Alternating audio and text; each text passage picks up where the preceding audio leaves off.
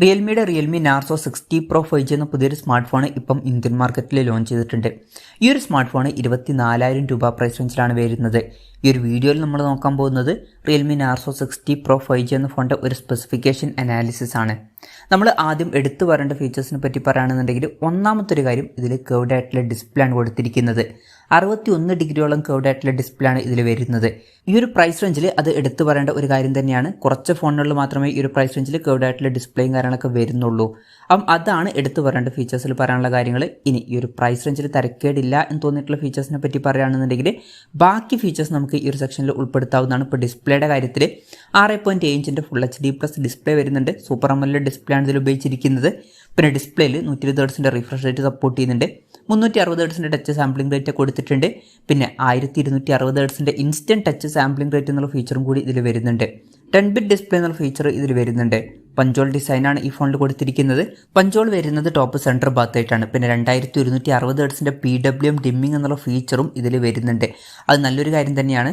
പിന്നെ ഇതിൻ്റെ local peak brightness വരുന്നത് 950 nits ആണ്. അപ്പോൾ ഡിസ്പ്ലേ ഫീച്ചേഴ്സ് നമ്മൾ മൊത്തത്തിൽ നോക്കുകയാണെന്നുണ്ടെങ്കിൽ മൊത്തത്തിൽ അത്യാവശ്യം നല്ല ഡിസ്പ്ലേ ഫീച്ചേഴ്സ് വരുന്നുണ്ട്. പ്രത്യേകിച്ച് എടുത്തു പറയേണ്ട കാര്യം കർവ്ഡ് ആയിട്ടുള്ള ഡിസ്പ്ലേ വരുന്നുണ്ട്. ബാക്കി ഫീച്ചേഴ്സ് ഈ ഒരു പ്രൈസ് റേഞ്ചിൽ തരക്കേടില്ലാത്ത ഫീച്ചേഴ്സ് തന്നെയാണ്. പിന്നെ in display finger print sensor ഈ ഫോണിൽ വരുന്നുണ്ട്. ഫോണിൻ്റെ വെയിറ്റ് വരുന്നത് 185 ഗ്രാമാണ്. ഈ ഫോണിൻ്റെ മാർസ് ഓറഞ്ച് അതുപോലെ തന്നെ കോസ്മിക് ബ്ലാക്ക് എന്നീ 2 കളർ വേരിയൻസ് ആണ് ഇപ്പോൾ ലോഞ്ച് ചെയ്തിരിക്കുന്നത്. പ്രോസസ്സറിൻ്റെ കാര്യം പറയുകയാണെന്നുണ്ടെങ്കിൽ mediatek dimensity 7050 എന്ന പ്രോസസ്സർ ഈ ഫോണിൽ കൊടുത്തിട്ടുണ്ട്. ഈ ഒരു പ്രൈസ് റേഞ്ചിൽ ഇത് ഏറ്റവും ബെസ്റ്റ് ആയിട്ടുള്ള പ്രോസസ്സറാണ് എന്നൊന്നും പറയാൻ പറ്റില്ല. എന്നാലും 24,000 രൂപ പ്രൈസ് റേഞ്ചിൽ തരക്കേടില്ലാത്ത ഒരു പ്രോസസ്സറാണ്. തരക്കേടില്ലാത്ത പെർഫോമൻസും കാര്യങ്ങളൊക്കെ വരേണ്ടതാണ്. 5G സപ്പോർട്ടും കാര്യങ്ങളൊക്കെ ഇതിൽ വരുന്നുണ്ട്. ഫോണിൻ്റെ ബേസ് വേരിയൻറ്റിൽ തന്നെ 8GB റാമും 128GB ഇൻറ്റേർണലും കൊടുത്തിട്ടുണ്ട്. 12GB റാമും 256GB ഇൻറ്റേർണലുമായിട്ട് വരുന്ന വെർഷനും അതുപോലെ തന്നെ 12GB റാമും 1TB ഇൻറ്റേർണലുമായിട്ട് വരുന്ന ഒരു വെർഷനും വരുന്നുണ്ട്. വെർച്വൽ റാം എന്നുള്ള ഫീച്ചറും ഇതിൽ കൊടുത്തിട്ടുണ്ട്. അതായത് എക്സ്ട്രാ റാം വേണ്ട സമയത്ത് ഇന്റേണൽ മെമ്മറിയിൽ നിന്ന് കുറച്ച് മെമ്മറി എടുത്തിട്ട് അത് റാമായിട്ട് യൂസ് ചെയ്യും. അങ്ങനെ 12GB റാമും കൂടി എക്സ്ട്രാ നമുക്ക് ലഭിക്കുന്നതായിരിക്കും. മെമ്മറി കാർഡ് സ്ലോട്ടൊന്നും ഈ ഫോണിൽ കൊടുത്തിട്ടില്ല. മെമ്മറി എക്സ്പാൻഡ് ചെയ്യാൻ പറ്റില്ല. പിന്നെ സ്റ്റീരിയോ സ്പീക്കേഴ്സ് ഈ ഫോണിൽ വരുന്നുണ്ട്. ഡോൾബി അറ്റ്മോസിൻ്റെ സൗണ്ടും സപ്പോർട്ട് ചെയ്യുന്നുണ്ട്. പക്ഷേ 3.5mm ഓഡിയോ ജാക്ക് ഈ ഫോണിൽ കൊടുത്തിട്ടില്ല. പിന്നെ ആൻഡ്രോയിഡ് 13 ബേസ് ആയിട്ടുള്ള റിയൽമി സോഫ്റ്റ്വെയർ ആണ് ഈ ഫോണിൽ വരുന്നത്. ബാറ്ററിയുടെ കാര്യം പറയുകയാണെന്നുണ്ടെങ്കിൽ 5000 mAh ബാറ്ററി ഇതിൽ കൊടുത്തിട്ടുണ്ട്. 60 വാട്ടിൻ്റെ ഫാസ്റ്റ് ചാർജ് സപ്പോർട്ട് ചെയ്യുന്നുണ്ട്. തരക്കേടില്ലാത്തൊരു ചാർജിങ് സ്പീഡാണ്. Type-C ചാർജിംഗ് പോർട്ടും ഇതിൽ കൊടുത്തിട്ടുണ്ട്. അപ്പോൾ തരക്കേടില്ലാത്തൊരു ബാറ്ററി സെറ്റപ്പും ഇതിൽ വരുന്നുണ്ട് എന്ന് പറയാവുന്നതാണ്. സെൽഫി ക്യാമറയുടെ കാര്യം പറയുകയാണെന്നുണ്ടെങ്കിൽ ഫ്രണ്ടിൽ 16 മെഗാപിക്സൽ സെൽഫി ക്യാമറ കൊടുത്തിട്ടുണ്ട്. ബാക്ക് ക്യാമറയുടെ കാര്യം പറയുകയാണെന്നുണ്ടെങ്കിൽ ഫോണിൻ്റെ പിന്നിൽ ഡ്യുവൽ ക്യാമറ സെറ്റപ്പാണ് കൊടുത്തിരിക്കുന്നത്. 100 മെഗാപിക്സലിൻ്റെ f1.75 വരുന്ന മെയിൻ ക്യാമറ സെൻസർ ഇതിൽ വരുന്നുണ്ട്. പിന്നെ ഇതിൽ വോയിസ് പോലുള്ള ഫീച്ചേഴ്സൊക്കെ സപ്പോർട്ട് ചെയ്യുന്നുണ്ട്. നല്ലൊരു കാര്യം തന്നെയാണ്.